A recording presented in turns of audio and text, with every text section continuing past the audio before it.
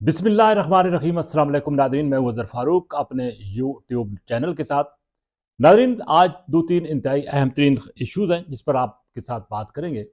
एक तो कौमी असम्बली में अपोजिशन लीडर का मामला है। महमूद अरचकज़ई अब अपोजिशन लीडर के तौर पर फाइनल हो चुके हैं, बस सिर्फ अनाउंसमेंट बाकी है और वो इंतज़ार की घड़ियाँ ख़त्म हो गई हैं जिनका काफ़ी दिनों से इंतज़ार था पाकिस्तान तहरीक इंसाफ को। नाज़रीन, पाकिस्तान की एक बहुत बड़ी दिफाई डील होने जा रही है। अब इंडोनेशिया के साथ डील होने जा रही है, मराकश के साथ होने जा रही है, कुछ और ममालिक के साथ होने जा रही है और पाकिस्तान IMF से छुटकारा हासिल कर रहा है।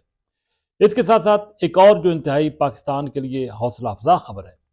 और पाकिस्तानियों के लिए बिलखसूस कि पाकिस्तान में खरबों डॉलर के मादनी वसाइल जो है वो मौजूद हैं और इसका इंकशाफ हुआ है कि पाकिस्तान के पास इतनी दौलत है कि पाकिस्तान दुनिया को शिकस्त दे सकता है माशी तौर पर। इस पर भी बात करेंगे। नाज़रीन, अपोजिशन लीडर के हवाले से स्पीकर कौमी असम्बली जो फैसला नहीं कर पा रहे थे, बिल आखिर उन्होंने एक शेड्यूल अनाउंस किया और उसके बाद पाकिस्तान तहरीक इंसाफ ने एक मरतबा फिर महमूद खान अरचकज़ई का नाम दे दिया है अपोजिशन लीडर के लिए, जिनको मुकम्मल तौर पर सपोर्ट हासिल है 74 अरकान की अपोजिशन की। और अब सिर्फ 1 से 2 दिनों के अंदर ये फैसला हो जाएगा और महमूद खान अरचकज़ई अपोजिशन लीडर बन जाएंगे।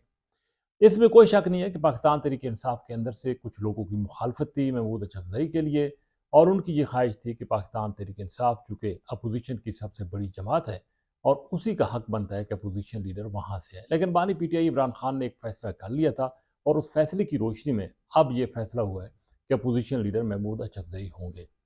स्पीकर कौमी असम्बली ने इस मामले को 2-3 महीने तक तो लटकाया, लेकिन अब खासी तनकीद हो रही थी स्पीकर कौमी असम्बली एजाज सादिक पर और ये भी कहा जा रहा है कि मियाँ नवाज शरीफ जो कि मुस्लिम लीग नवाज के कायद हैं, उन्होंने भी ये तजवीज़ दी थी और उन्होंने भी ये राय दी थी, उन्होंने भी ये मशवरा दिया था कि महमूद अरचकज़ई को अपोजिशन लीडर बना दिया जाए।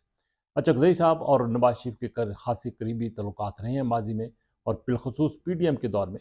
उस प्लेटफॉर्म पर एक साथ जदोजहद शुरू की थी और बिल आखिर उसमें कामयाबी भी हुई थी। तो अब ये इंतज़ार की घड़ियाँ ख़त्म होने जा रही हैं और बिल आखिर महमूद अरचकज़ई एक तवील अरसे के बाद अपोजिशन लीडर के अहदे पर फायज होने जा रहे हैं। नाज़रीन, ख्वाजा आसिफ वज़ीर दिफ़ा इस वक्त तो जकार्ता के दौरे पर हैं। उनका इंतहाई अहम तरीन दौरा है और इस दौरे में भी ये कहा जा रहा है कि वहाँ पर उनकी मुख्तलिफ जो मकामी लीडरशिप है उनके साथ मुलाकातें हुई हैं। पाकिस्तान और इंडोनेशिया के दरमियान मुख्तलिफ शोबों में ताउन के हवाले से,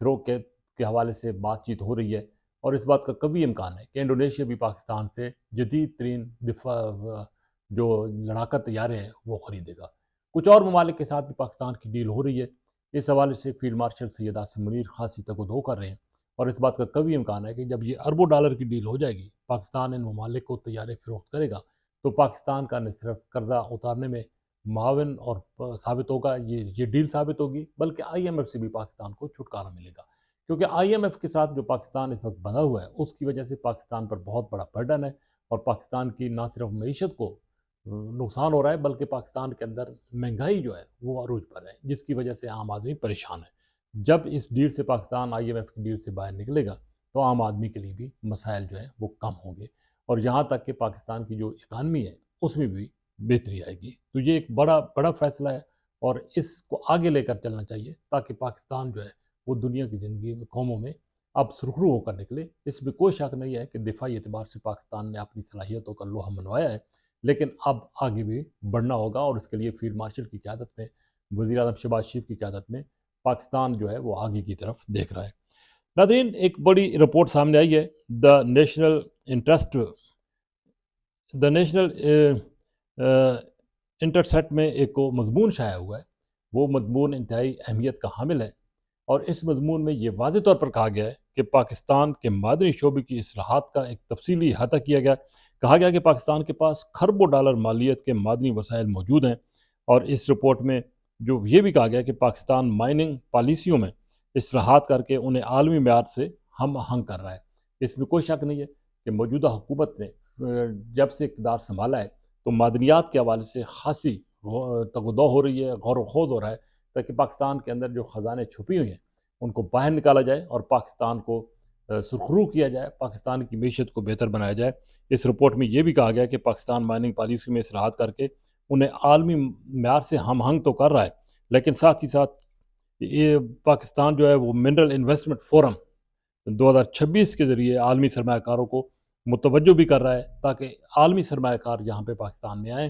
اور معدنیات کا جو شعبہ ہے یہاں سے فائدہ اٹھائیں، مستفید ہوں، اور جس سے پاکستان کو بھی فائدہ ہوگا۔ ریکوٹک منصوبہ اربوں ڈالر آمدن کا منصوبہ ہے اور ہزاروں روزگار کے مواقع پیدا کرنے کی صلاحیت بھی رکھتا ہے، یہ بھی اسی رپورٹ میں کہا گیا ہے۔ اس میں کوئی شک نہیں ہے کہ پاکستان میں قیمتی پتھروں کی مجموعی مالیت تقریباً 450 ارب ڈالر ہے، یہ بھی بہت بڑا ایک ذخیرہ ہے پاکستان کے پاس، اور حکومت نے قیمتی پتھروں کے پہلے قیمتی جیم سٹون پالیسی متعارف بھی کروا دی ہے۔ یہ پالیسی گزشتہ کچھ دنوں پہلے ہی متعارف کرائی گئی ہے، اور اس سے بھی پاکستان جو ہے وہ دنیا میں ایک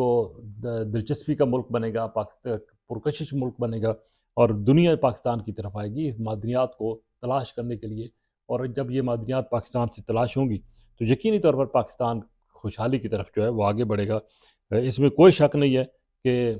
دنیا کی نظریں بھی پاکستان کی معدنیات پر ہیں، لیکن جب یہ معدنیات نکلیں گی تو اس سے پاکستان کی معیشت بہتر ہوگی، عام آدمی کی جو حالات زندگی ہیں اس میں بہتری آئے گی، پاکستان میں روزگار کے مواقع پیدا ہوں گے، پاکستان میں مہنگائی میں کمی آئے گی، اور پاکستان خوشحالی کی طرف بڑھے گا۔ اس میں کوئی شک نہیں ہے کہ ماضی میں حکومتوں نے اس طرف توجہ نہیں دی، لیکن اب توقع کی جا رہی ہے کہ موجودہ حکومت جس انداز سے فیلڈ مارشل سید عاصم منیر کی قیادت میں آگے بڑھ رہی ہے، اس میں کوئی شک نہیں ہے کہ پاکستان جلد جو ہے وہ ترقی کی منازل طے کرے گا۔ اسی کے ساتھ اجازت، اللہ حافظ۔